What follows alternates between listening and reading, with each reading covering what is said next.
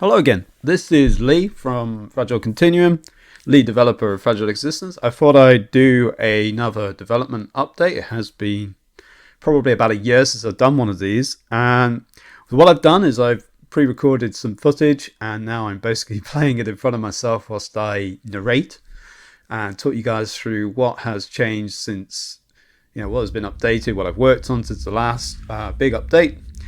And as you can see here, we've got the warp conduit, which your fleet is warping in, and the solar system is loading in the background. You can pause here, pressing the space bar. Pause is a tactical pause, which means that you can still interact with things. So I'm sort of demonstrating a little bit here. The blue outline shows you what you've got selected, and the bottom left corner is like the unit palette, which shows you the commands you've got available, as well as the modules that are on the ship, and then the bars on the side for modules and storage and the like, let you get into the nitty-gritty of what the ships actually have inside them.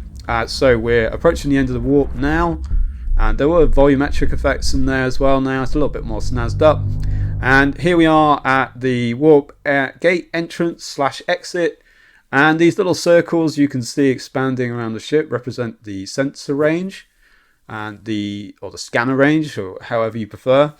There's actually a module aboard the bridge which gives you that possibility, and then when you finish or conclude a warp sequence, the sensor will sort of grow to show that it's being reactivated. So we've arrived in the system. Of course, you can go to the system map straight away. There's 4 planets that I've created beforehand, and what you can do straight away is start zooming around and sort of looking from like a bird's eye perspective, a satellite view if you like, of what there is to find in the current system. So we haven't done anything yet, we haven't moved the fleet around, we're just inspecting these planets, and this is the best we can do from space. We can't get down to ground surface, we can only sort of get a cursory sort of glance at what there is available. So there was the sort of new volumetric effect on the gas planets. We so far showed a total of 4 terrestrial planets, or sort of Earth-like as I call it internally. And then there's 1 rocky planet. We've got a city there. That looks interesting. But you can't see anything more than the sort of bare essentials, the features, the ground features, trees, sort of obvious things that you would pick up from orbit. You have to actually send units down to these planets to actually get a better look at what's sort of available down there, like resources and, other forces that you'll have to contend with. None of that is available just from the glancing from orbit view. So we've now sort of taken on moving the fleet to the first planet. You always start nearby a singular planet, which you can define in the solar system editor. In this case, we've got a warp gate. Now in Fragile Existence lore, the warp gates are used to sort of make the warp experience less problematic. It focuses the warp sequence so that when you come out of a conduit, it's quite safe, if that makes sense. So if there's no warp gate, it means there's a chance that something could go wrong during the warp sequence. You can still do it, but we developed the warp gates so that we could sort of direct the conduits much better and make sure that warp travel was safer. Anyway, we have moved to this planet. You can move the ships independently, and they then enter orbit sort of automatically based on their sort of current orientation. And this is why you see them fan out as we're seeing here. We're not really showing much that hasn't been seen before in this particular case. Some better graphics all round, sort of better effects. There's a lot more ships than there used to be, and what we're getting to now is I've placed some wreckage, I suppose, or debris in orbit, and what we're showing is that the scanner range will allow you to sort of ping objects, not just wreckage, but other fleets, other units, and you get that little yellow flash or white flash as it sort of enters that area or enters the range of the scanner. And what will also happen is if you move the ship or your ships in general away from, in this case, these pieces of wreckage, they will actually disappear. If they're not being continuously pinged, eventually they will disappear. That's why you've seen, apart from the fact that some is just exploding here, we're also sort of seeing that they'll disappear if you don't maintain that sort of what I call pinging. So that's all working now on the ground as well. We've got sort of scanning systems that can track things, and I think it's working pretty well. Visually, maybe we need to make these spheres look a bit more pleasing, but generally it's all working. What I'm doing here is I'm actually adding units to the staging deck in the hangar aboard some select ships here. Obviously, depending on the ship, you'll have different modules available. Some of them are sort of geared towards dropping units on the ground. Some are going to be more geared towards launching fighter craft. Some are more geared towards building bases in orbit. Some just like carrying things. Some are sort of more geared towards carrying personnel and things like that. So we've got what I'm demonstrating here is the split item system. So every single unit, capital building in the game has its own inventory. And what we're doing here is moving inventory, items, materials, from the carrier, which in this case is the Faraday, the support carrier, to this stockpile, which is a box that you can lower onto the ground. And those items then become available to units and buildings on the ground. It's a way of moving goods around manually, as it were. There's also ways of moving it around automatically. But usually, in these sort of games, there are always going to come times when you want to do it yourself and make sure things are happening exactly as you want, or preempt the automatic systems. We got some fighters here. The fighters haven't actually changed all that much. And they definitely don't do any really cool dogfighting or anything of that sort of nature yet. We'll get to that. Currently, they are very good scouts, though. They have little sensor bubbles, and they're much faster than capitals, so you can send them around the planet, and they can pick up objects a lot quicker than the capital can. So generally, you want to send ships like that ahead of your fleet, because the capitals are quite slow and lumbering, and you don't want to expose them to any danger if you don't have to. So we're finally launching that stockpile to the ground, along with an engineer unit, and I believe a sort of scout unit, which is a little quad, nice fast unit that has a center bubble and can go around the planet and find resources. So currently, as you'll see here, we can see the trees, we can see all the ground terrain, but we can't see resources. So we have guessed in this case where we think a good spot is going to be to find some resources. So this flight quad here, Celeste, our job now is to move it around and try and work out where the resources are. We definitely could and should have done this before we sent down any base contingent, but of course I know where the resources are, so I've gone ahead and placed it right next. So here we have some magnesium, and you see it sort of pops into existence in the same way as the wreckage did in orbit. Meanwhile, our engineer unit, the tokamak, has built base Delta. When you place a base structure, it will automatically create, so when you place a building, it will create a base in that area. If you place any more structures in that area, they'll automatically be added to that base within a certain prescribed region. So that stockpile prefab that we've landed next to the base is automatically being added to base Delta. It can actually be picked up again at a later point when we don't need it, but it's a great way of kickstarting a base. So we finished building the staging area. The staging area is like a construction site of sorts, in that any buildings near the staging area will automatically get construction materials moved from the staging area to the new structure. We can see the leveling drone. It leaves the back of the engineer unit and starts leveling the ground. This is a throwback to games like The Settlers, where you used to have to send a little guy out to level the ground before you could build the structure itself. I always thought that made a lot of sense. So, if you build on a flat area, there's a lot less leveling to do.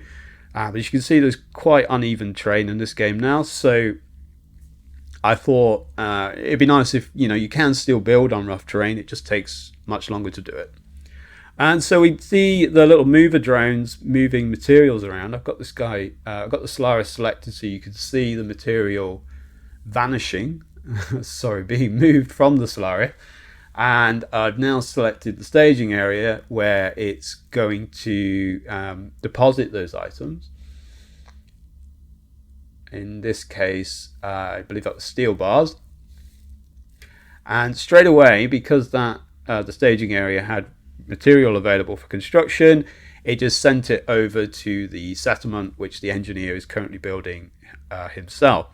So the engineer unit is a very versatile unit. It can harvest resources, it can level ground, and it can obviously build buildings, as you can see here. We definitely need more work on the animation side of building. This is just sort of temporary animation. So I placed a few more buildings there, and now I've hopped back into orbit. This is the orbital assembler. So this is the orbital equivalent of that ground engineer, Xerxes here. And it's quite a nimble little ship. But obviously what it does is the parallel of the engineer on the ground, and you can actually place orbital constructions, and it works almost exactly the same as what you've just seen on the ground. You can spin it around, you can set the orientation, you can obviously build it wherever you like, and once you place a orbital construction, it creates an orbital base, which is the parallel to the ground base, and any other constructions you place in that area will then be part of that orbital base as well. We can see in the top right that the grouping is automatically happening. The leader portraits are temporary. We haven't really added leaders to the groups yet. And you can see the orbital construction from the ground there. Meanwhile, we're building an ore depot, which is the structure that allows you to start mining resources. We've hopped back to the quad, which we're sort of moving around the planet to find more materials. We've got some iron we've just found there. And so there's quite a bit to be getting on with, we won't lie, but you do have a tactical pause. You probably will spend quite a lot of the time pausing to make sure you're maximizing your sort of use of time as you play. We're clearly not making the best use of all our units here. We've just sort of let them sit around just so I can demonstrate some sort of key sort of gameplay components here. So the structures on the ground that I've placed so far, the first one is what I call the anchorage. The anchorage, what it does is it allows any capital ships near the anchorage to allocate their items or their inventories to the orbital base. So if you move capital ships sort of right next to the anchorage, they essentially are, it's like they've anchored with that base. They are part of that station. And so similar to the staging area, it means that inventory can flow much more rapidly to any buildings that there are. I'm hopping back and forth here, obviously, but this is what the game is. It's all, ground and orbit, and lots of planets to be thinking about all at the same time. Lots going on. What we've done is we've assigned the ore depot to mine this magnesium. And what it will then do is just automatically mine that material until it can't find any more. There's a harvester unit that sort of sets out and starts zapping away at the material, and it collects it. When the support units or the harvester unit has a full inventory, it will then go back to the ore depot, deposit it, and then head back out. So you see here we've got the other orbital construction building, which is a air separation facility, and this takes a little while to build. The idea of this thing is that you can gather various gases. There's terrestrial gases and there's gas from gas planets, gaseous gas so to speak, and you can separate it into four main gases: oxygen, hydrogen, nitrogen, and xenon, and they are used for various other purposes throughout your bases. Xenon, in fact, is the main fuel you'll need for your ion drives, which are used for orbital movement. And you see here we're finally getting around to sending 2 ships away to the rocky planet, which we've got in the system. We've also, off screen, I believe, just sent 2 units to Lucid, which is the gas planet. You know, splitting the fleet, not splitting the fleet, these are the kind of decisions you're going to have to make whilst you're playing. You know, how safe do you feel leaving your freighters in a particular spot, anchored perhaps with an orbital base? We have, so we're now looking at the refinery. This one is equipped to be a steelworks. So the idea is you build a refinery, and then based on what modules you install, it basically defines what materials it can make. So this one has a blast furnace which can create iron from iron ore. We're not actually mining iron ore, but we did bring some down in the stockpile, which we are obviously still making use of. Eventually the starport, which we can see the tokamak is currently building, kind of replaces that cargo container. So the cargo container is a great way to get a base going, but eventually the starport takes over as your castle, like in Settlers. It's a warehouse where you can start storing things, and it sort of automatically takes it in as they're fabricated. So the steelworks there is now started to create some iron from iron ore and coal ore. Again, we haven't mined that in this particular base. What you'll generally do is you'll have bases that are geared towards certain things that you need, and you'll be seeking out certain materials. There's a grand total of 8 main mineable resources. There's the 4 gases I mentioned before, and there's many materials that you can make from them, and then further materials as you sort of enhance them. And ultimately these better materials are what you need to create ships and your better weapons. There is uranium in the game also, so you need that to create nuclear stuff. I haven't showed that yet, and I don't believe I do in this video, but it's like a green mineable node. So we also have an oxygen furnace which can turn iron bars, and I believe it's oxygen, similar to real life processes. But obviously, I haven't used every possible material in the real world. I've sort of created an economy that's much more basic and game-like, which kind of makes a lot more sense. But oxygen and iron bars let you get steel, and steel is the sort of your usual building material. For your more advanced structures, there's also aluminium and titanium. Titanium is usually used for ships. In this case, you can see it's used to create some ground units. The garage has a module, the vehicle shop, which allows you to build extra ground units, because of course we've got to presume that the fleet doesn't always have these things. It depends obviously what you start with. I'm showing here that you can provide waypoints. So there's a series of ground waypoints. So you could leave the quad and other sort of scouting units to just roam around the ground across all the planets and find resources. Resources don't actually disappear if they're not being constantly pinged. That wouldn't make much sense, and that would be very annoying, let's be honest. You also see we found another type of material here near that base that's like mixed. It is a bit like the materials in your phone, the sort of more base components that you need for things. So here we're doing what we will generally do with gas planets. Create orbital bases that are geared towards harvesting the air or the gas layers of the gas planet. I'm saying gas a lot. So this is where the air separation facility will generally be built, because we're wanting to sort of skim the gas planets, collect the gas, and then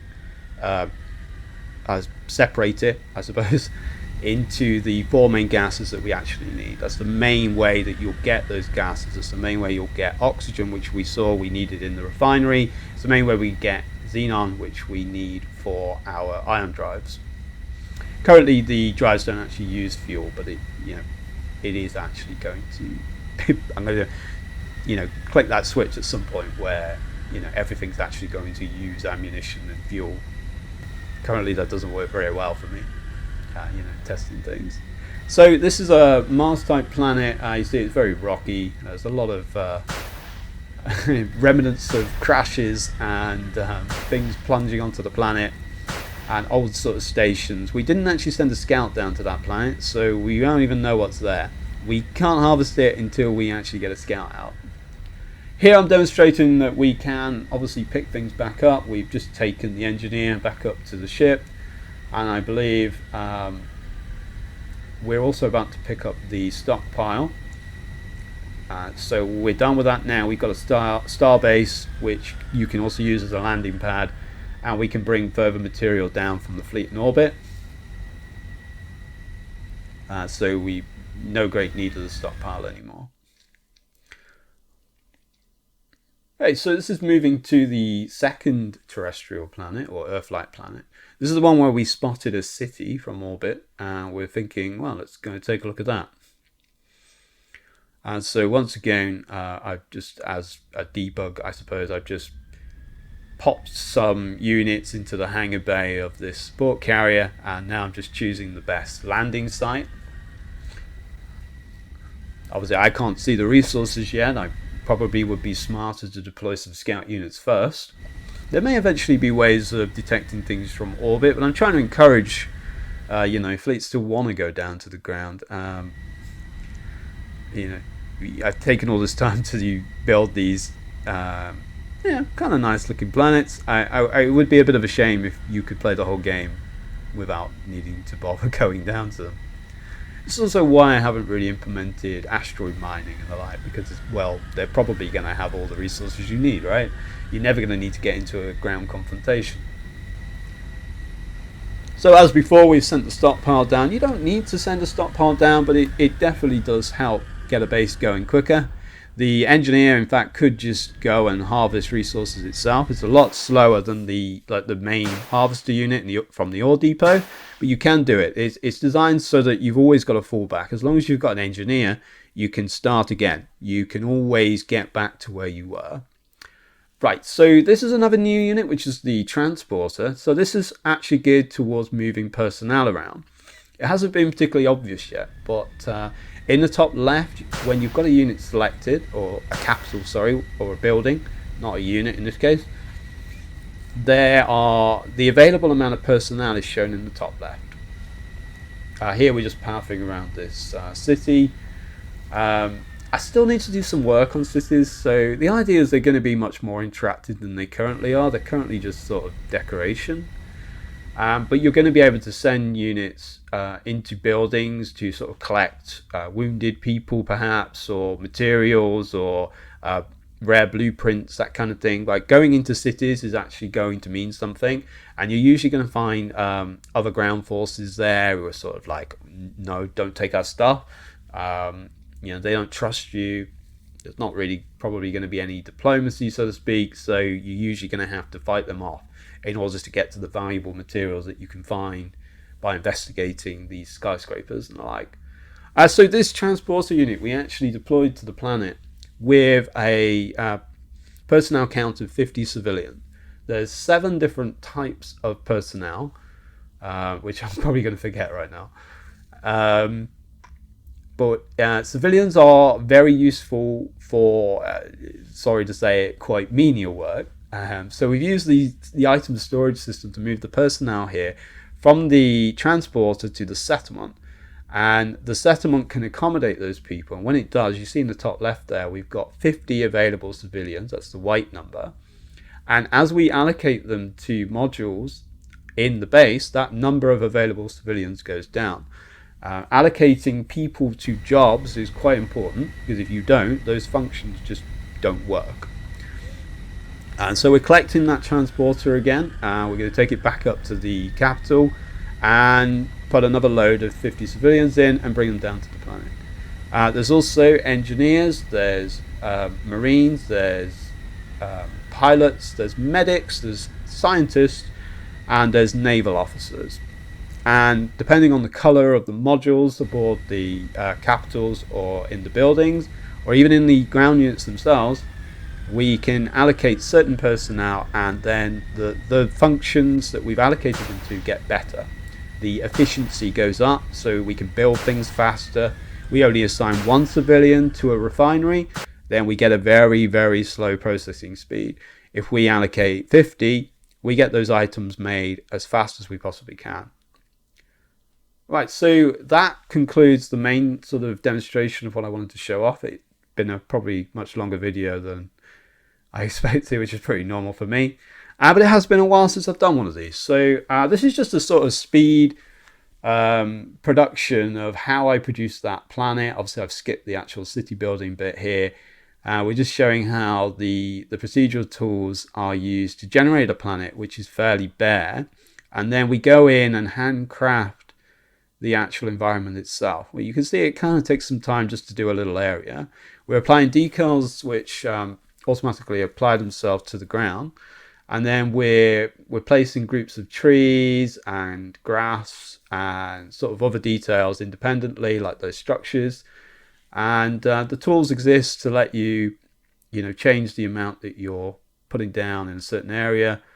You can create, based on the little circle you can see there that I'm moving around. And I'm actually only using a very limited number of stamps, as we might call it. There's only 12 different tree types. There's 8 different resources. There's like 4 different grasses and something like 8 different buildings. I mean, it's a very, very small palette of tools currently.